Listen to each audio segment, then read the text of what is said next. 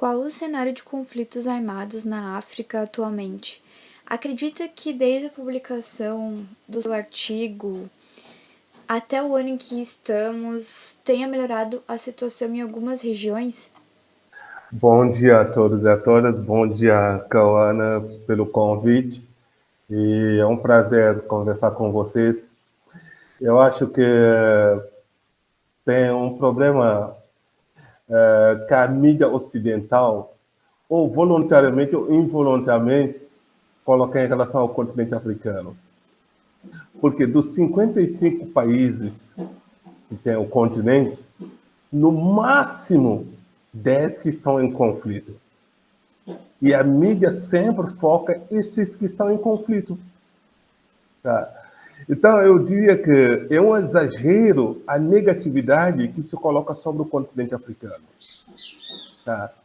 Conflitos existem em todos os continentes, mas o Ocidente sempre prima para denegrir o continente africano. Dos conflitos, desde aquele artigo até agora, se eu tenho boa memória, devo fazer em torno de 4 anos, alguns diminuíram, outros renasceram. Exemplo, há 3 semanas atrás começou um conflito no Sudão. Alguns conflitos que tiveram, por exemplo, na Nigéria, no Ruanda, na Etiópia, esses estão sendo resolvidos. Então, eu não poderia te dizer que toda guerra é ruim, não tem guerra positiva. Tá? Mas também eu acho que tem que reconhecer que tem alguns esforços que estão sendo feitos dentro do continente africano para dirimir alguns conflitos através dos organismos internacionais continentais, tais como a União Africana, e dependendo da região, se na África Ocidental temos a CEDEAO, tá? Assim por diante. Então, basicamente, no início, isso que eu teria para falar. Outra coisa que tu expõe assim no teu artigo é a questão da Nigéria ser um grande produtor de petróleo. E a África é um continente muito rico em recursos naturais, e por isso muitos grupos armados exploram esses recursos para financiar alguns tipos de crimes que eles cometem. Poderia comentar mais essa questão sobre recursos naturais? Eu diria assim, o continente africano é um dos continentes cujo subsolo é o mais rico do mundo. E se a gente analisar a geopolítica mundial, a maioria dos conflitos acontecem onde tem recursos naturais. Se a gente pegar o exemplo da República Democrática do Congo, antigo Zaire, está sempre um conflito. E é um país que tem muitos recursos naturais. Por exemplo, todos os recursos que a gente precisa para a indústria mundial tem na República Democrática do Congo. E tem sempre conflitos lá. Tá? Então, como se justifica isso? Porque não tem conflito onde não tem riqueza. Isso é uma coisa que a gente precisa questionar. Os conflitos sempre existem onde tem recursos. Tá? Então, por exemplo, no caso da Nigéria, tá, os conflitos não acontecem em todo o país. Eles acontecem só onde tem os recursos, onde tem o petróleo. Acho bem esquisito isso. Se é um conflito, como dizem, ora, um conflito religioso ou um conflito étnico, ele deveria acontecer em todo o país. E eu defendo a tese que não existe conflito religioso nem conflito étnico. O que existe é conflito para a conquista do poder. A religião ou a etnia são usados para angariar adeptos para a guerra.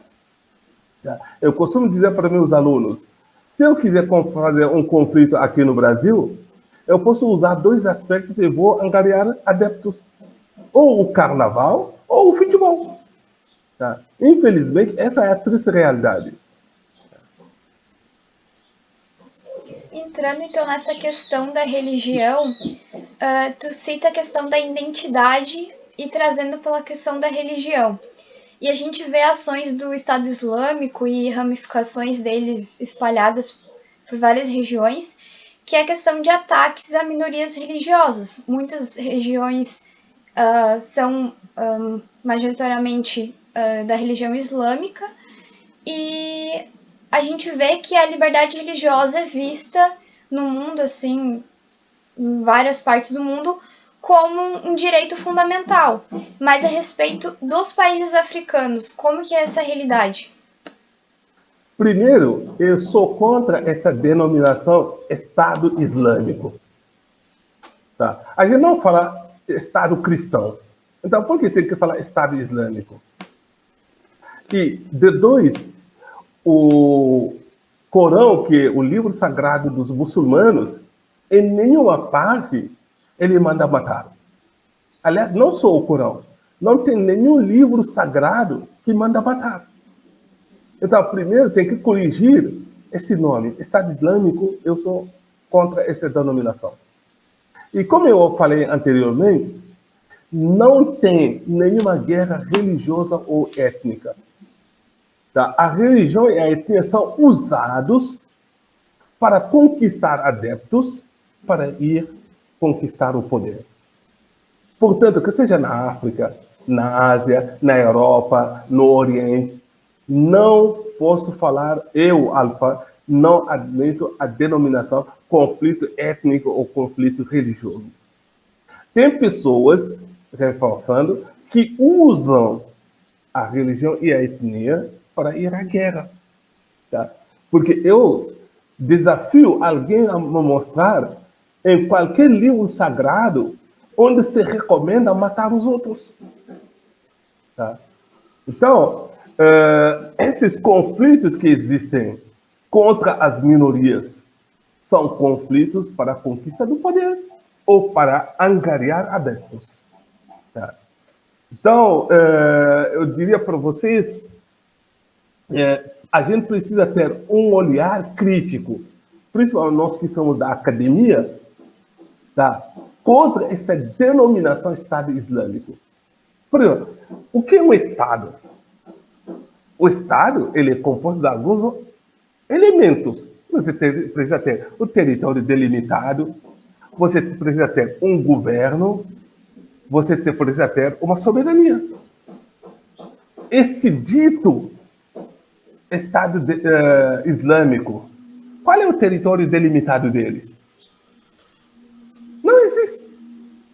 Então, como a gente vai falar em Estado Islâmico?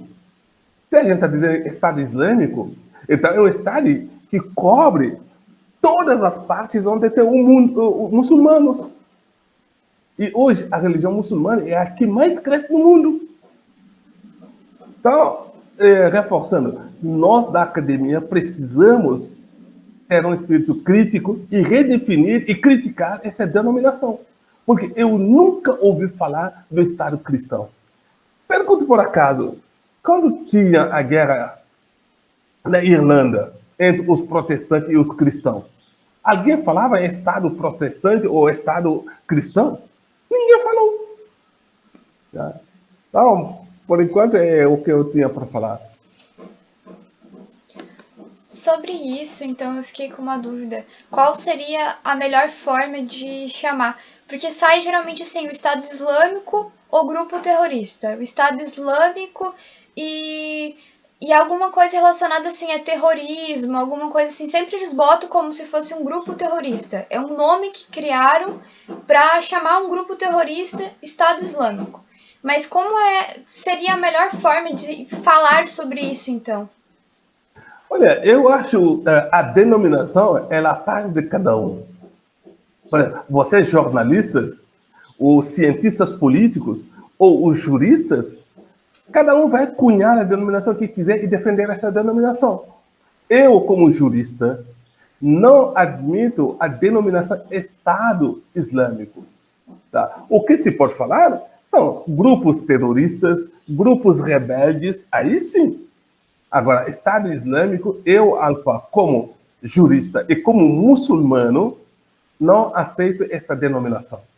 Mas cada um vai cunhar a expressão que entender melhor para ele e defender essa expressão. Tá? Entrando em outro aspecto, então, sobre a organização de defesa dos governos locais na África contra ameaças. Isso, então, sobre grupos rebeldes, sobre grupos armados na África. Acredita que os governos eles têm a capacidade de combater essas ameaças sem intervenção de outros países de fora? Eu defendo que primeiro tem que ter um diálogo. Eu sou do princípio que o diálogo é o primordial. Portanto, cada país onde tem conflito tem que trazer a baile uma negociação. Agora, quando não der certa negociação, trazer as organizações regionais para discutir isso. Mas a maioria dos conflitos que tem no continente africano tem a intromissão do exterior. Isso que é condenável. Por quê? A maioria dos países africanos não fabrica armas. E de onde vêm as armas? Isso também é uma coisa que tem que ser questionada. Tá? Vamos pegar o exemplo do Sahel, o conflito que tinha no Sahel.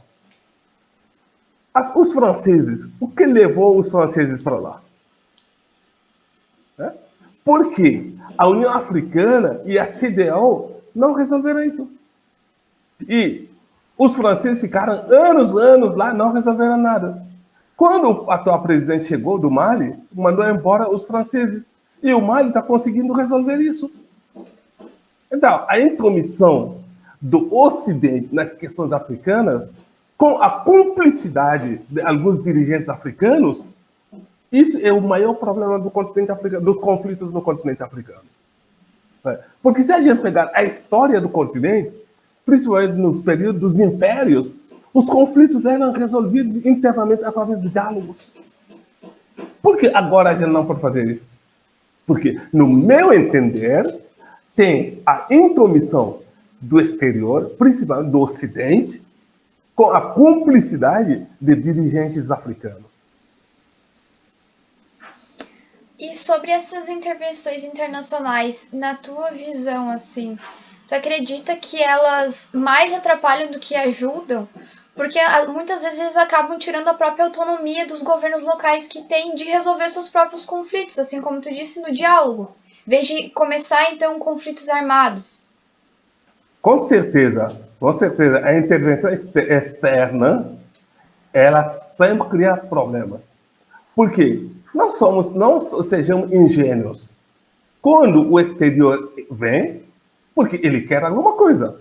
E na maioria das vezes o que ele quer? Vender armas e os recursos naturais do país. Essa é a realidade.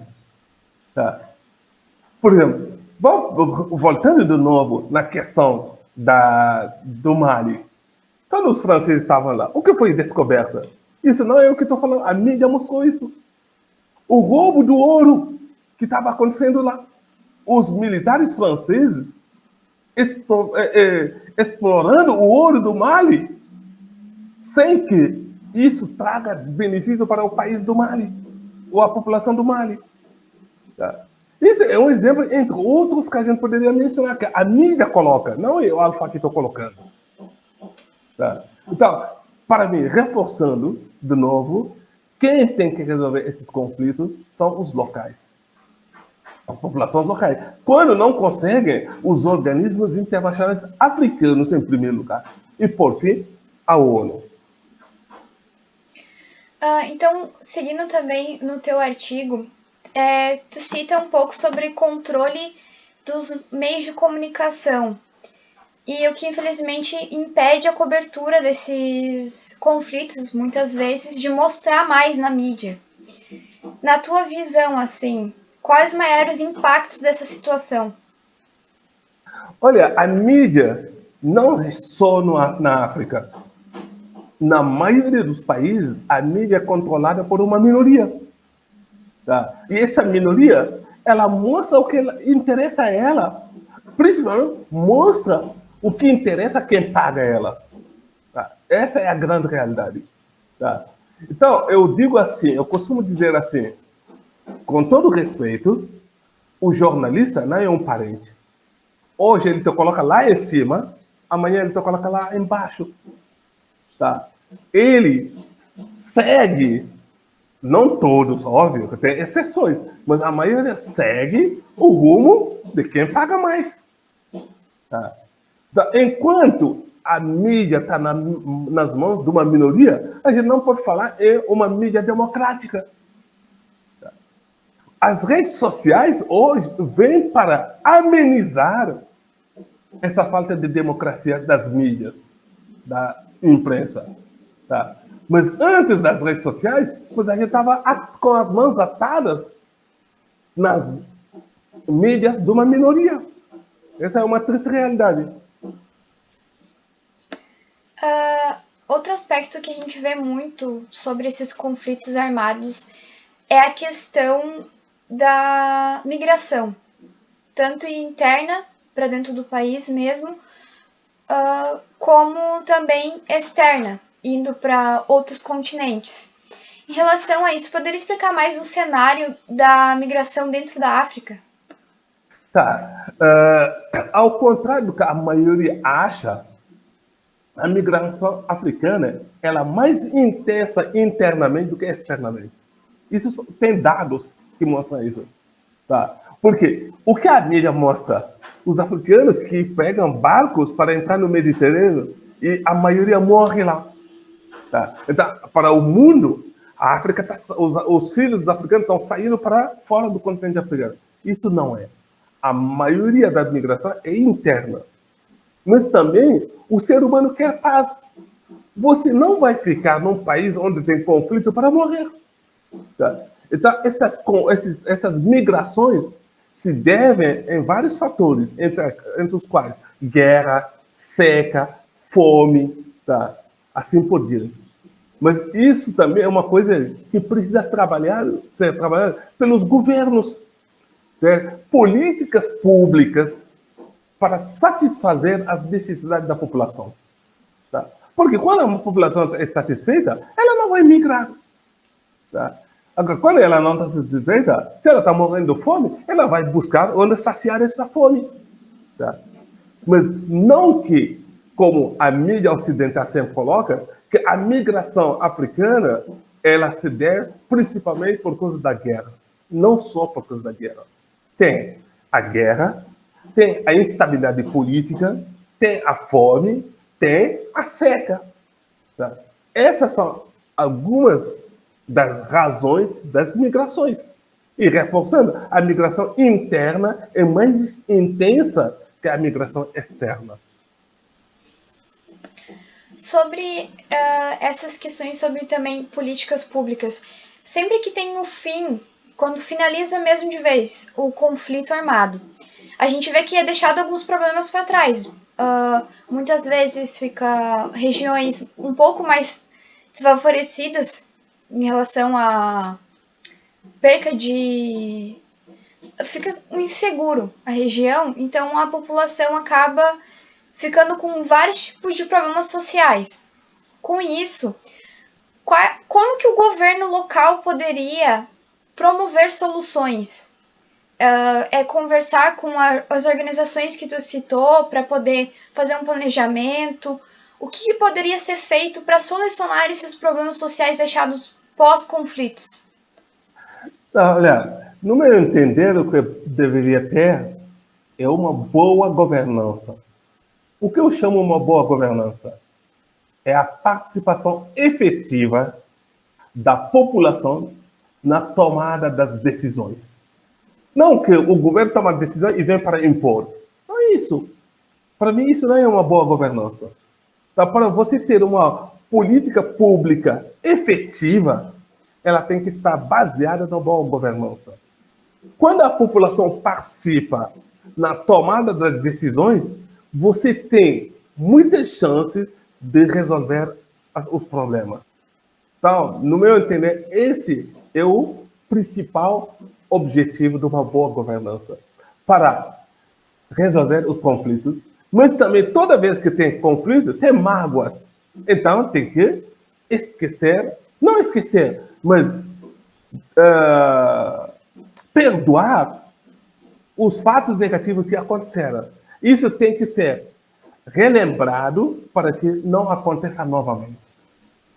Olha, houve um conflito por causa de uma porção de terra, então não vamos esquecer que houve esse conflito, mas vamos se lembrar dele para a gente não ter o mesmo problema de novo. Tá? Acho basicamente isso. A boa governança para criar políticas públicas efetivas. E na tua visão jurídica, quais ações que o direito internacional poderia realizar para auxiliar? Ele poderia auxiliar nessa questão de promover soluções para resolver? Eu acho que poderia, a comunidade internacional poderia, mas desde que a iniciativa seja dos países africanos e não ter soluções vindo de fora, não. Os africanos que têm que tomar as próprias decisões para que, caso houver necessidade, chamarem o auxílio da comunidade internacional. Mas também sem que isso faça com que os africanos sejam subjugados ou explorados ou ter uma pseudo-colonização. Tá? A gente tem todas as condições de resolver. A África do Sul, com Nelson Mandela, mostraram à humanidade que tem como os africanos resolver suas questões. Tá? Então, e eu iria mais, a Europa não tem lições para dar para os países africanos. Por que eu digo isso? Temos um exemplo concreto agora, a Ucrânia. A Ucrânia está na Europa e está num conflito. Então, qual é a lição que a Europa tem para dar para o continente africano? Nenhuma. Então, para mim, os africanos que têm que tomar a iniciativa, os países, quando não conseguir resolver, ver a organização regional, quando não conseguir, a organização continental, que é a União Africana. Agora, quando todos esses que não derem certo, aí chamar a comunidade internacional. E em relação às resoluções promovidas pelo direito humanitário internacional, acredita que elas funcionem? Porque a gente sempre vê grandes violações, isso não só em conflitos armados na África, mas conflitos armados no mundo inteiro, assim. Como na Rússia. A gente viu agora citou a Ucrânia, a situação da Ucrânia, a gente viu várias violações.